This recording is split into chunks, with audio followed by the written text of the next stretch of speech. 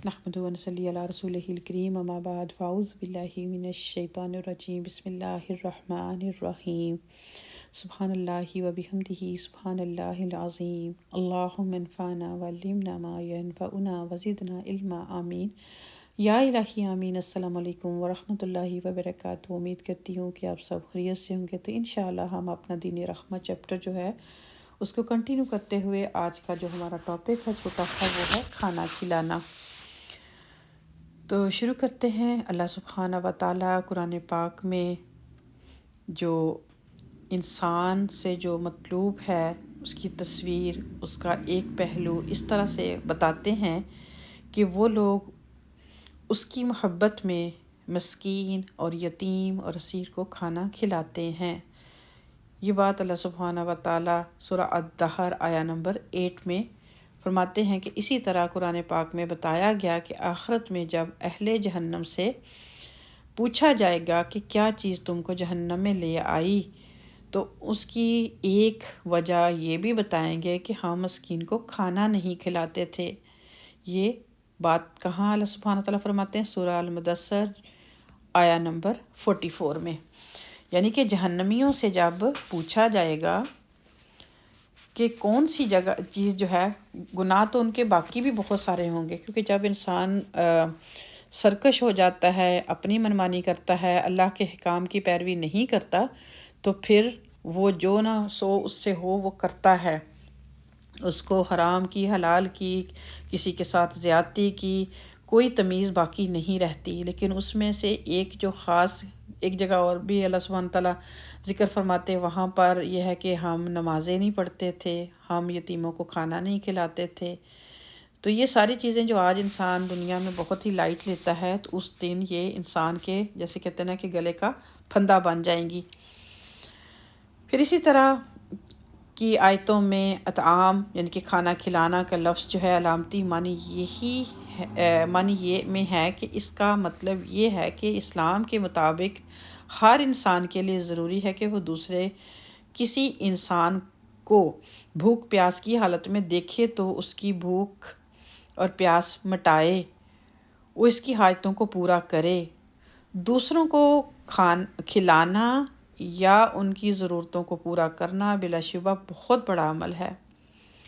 خود کمانا اور خود کھانا اگر حیوانیت ہے، تو کمانے کے بعد خود کھانا اور دوسروں کو کھلانا وہ چیز ہے جو کسی انسان کو حقیقی انسانیت کے درجے میں پہنچاتا ہے۔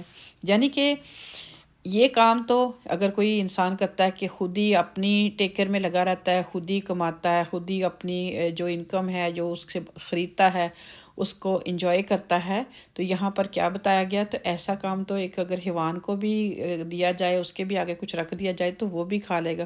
اس کو نہیں فکر ہوگی کہ ساتھ والا جانور بھوکا ہے یا نہیں جو بھوکا، تو وہ اپنا پیٹ بھر کے فارغ ہو جائے گا۔ تو اللہ سبحانہ تعالیٰ فرماتے ہیں کہ یہ تو پھر ایسے ہی ہے جیسے کہ حیوانیت والا رویہ۔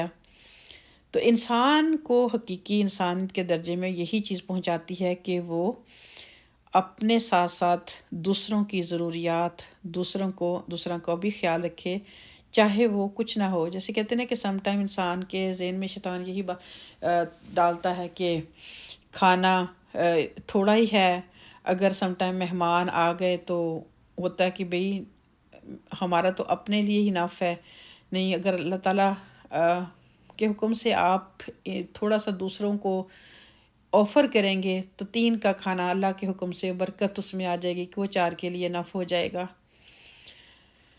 تو پھر وہی بات ہے کہ ساری یہ سوچ کا ہی انسان کی دار و مدار ہوتا ہے کہ وہ کس طرح سوچتا ہے۔ تو پھر آگے ہم دیکھتے ہیں کہ جس سماج میں لوگوں کے اندر یہ مزاج ہو کہ وہ اپنی کمائی میں دوسروں کا حصہ سمجھیں، وہ اپنی ضرورت پوری کرنے کے ساتھ دوسروں کی ضرورت بھی پوری کریں، ایسا سماج سکون کا سماج ہوگا۔ ایسے سماج میں ہر انسان عافیت کی زندگی گزارے گا۔ ایسا سماج ایک بڑے خاندان کے مانند ہوگا جس کے ہر فرد کے دل میں دوسرے افراد کے لیے اسی طرح محبت کے جذبات ہوں گے کہ جس طرح خود اپنے خاندان کے افراد کے لیے ہوتے ہیں۔ جو لوگ دنیا میں ایسا معاشرہ بنائیں وہ گویا خدا کی مرضی کو پورا کر رہے ہیں، یہی وہ لوگ ہیں جو آخرت میں جنت کے معاشرے میں بسائے جائیں گے، کیونکہ انہوں نے دنیا میں جنتی معاشرے کے مطابق زندگی گزارنے کی پوری کوشش کی۔ خود کھانے میں اگر دنیا کا فائدہ ہے تو دوسروں کو کھلانے میں آخرت کا فائدہ۔ خود کھانا اگر وقتی خوشی کا سبب ہے تو دوسروں کو کھلانا مستقل خوشی کا سبب۔ خود کھانا اگر صرف کھانا ہے تو دوسروں کو کھلانا اعلیٰ انسانیت ہے۔ تو یہ تھا کھانا کھانے سے ریلیٹڈ۔ ویسے بھی ہے کہ حدیث کا مفہوم ہے کہ کھانا کھلانا جنت میں لے جانے والے کاموں میں سے ایک کام ہے۔ تو اسی طرح جو چھوٹا کافی لمبا واقعہ ہے کہ نبی پاک صلی اللہ علیہ وسلم کے زمانے میں جب ایک مسافر آیا مہمان، تو اس نے اپنے لیے یعنی کہ اپنے لیے مہمان نوازی کی گزارش کی، یعنی کہ اس کو کچھ کھانے کی ضرورت تھی، تو آپ صلی اللہ علیہ وسلم نے اپنے گھروں میں بھی پیغام بھجوایا، لیکن سب ازواج مطہرات میں گھر سے یہی جواب آیا کہ پانی کے سوا کچھ نہیں ہے۔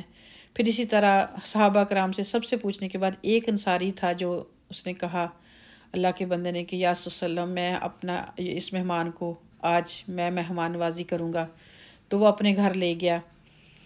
اس کے بعد کیا ہوا کہ جب وہ گھر پہنچا تو گھر کے اس وقت اتنے زیادہ حالات کسی کے بھی اچھے نہیں تھے، تو پھر گھر پہنچا تو بیوی نے جب بتایا کہ گھر میں تو صرف کچھ تھوڑا سا فوڈ ہے، کھانا جو ہے وہ بچوں کے لیے ہی کافی ہوگا، تو انہوں نے کیا کہا، انہوں نے پھر بھی دل نہیں چھوڑا، انہوں نے کہا کہ ٹھیک ہے بچوں کو وہ تھکا کے کھلا کے سلا دو، اور جو کھانا ہے وہ مہمان کو پیش کرو، اور جب مہمان کو کھانا پیش کرو تو پھر چراغ بجھا دینا اور اس طرح سے کرنا کہ مہمان کو لگے کہ ہم بھی کھانا کھا رہے ہیں، تاکہ وہ اسیر ہو کے جو ہے وہ کھانا کھا لے۔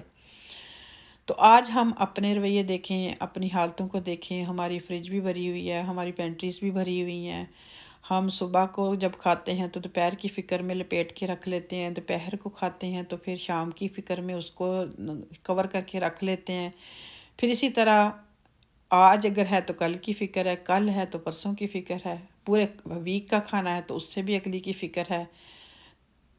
تو اپنی تو ہر کوئی کر ہی لیتا ہے کیئر، لیکن انسانیت، اصل انسانیت وہ ہے کہ جب انسان دوسروں کے بارے میں سوچے۔